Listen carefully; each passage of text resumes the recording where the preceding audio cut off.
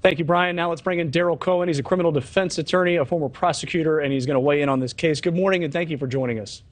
Good morning. It's good to be here. So we saw the witnesses that were called, but as far as witnesses go, no one actually witnessed this murder, this homicide take place. So how does the prosecution make a case without a witness there? So they make the case with circumstantial evidence. In other words, I went to bed last night. There was no snow on the ground. I woke up this morning. There was snow on the ground. I didn't see it happen, but it obviously happened. So they make it piece by piece and showing could he have, would he have, which is exactly what the jurors are going to be looking at. They're going to be looking at Mr. Murdaugh every minute of every day that he is in that courtroom. And regardless of who is on the stand, they're going to be looking at him, looking at his body language, his facial expressions. He is going to want to cozy up to them and say, I couldn't have done this. I wouldn't have done this. There's no reason to have done this. They, on the other hand, are going to be looking at what the DA's office presents as evidence from the stand. Did he do it? Could he have done it?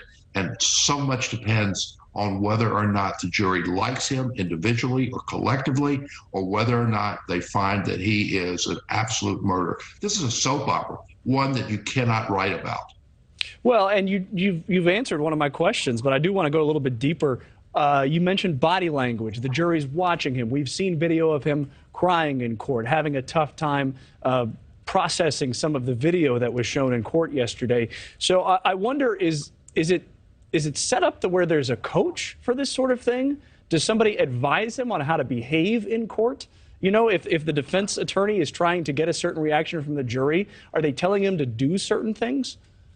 More likely than not, he has gone through this trial over and over again with body language coaches, psychologists. Everyone has looked at this because he has the means to pay for it.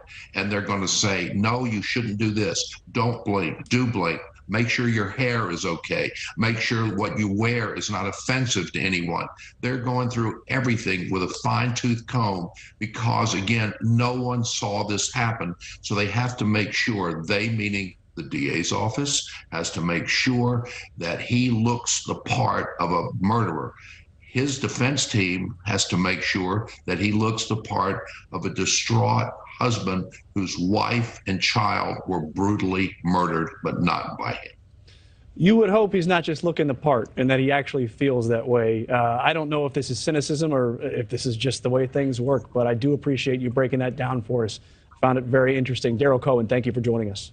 Thank you. Have a great morning.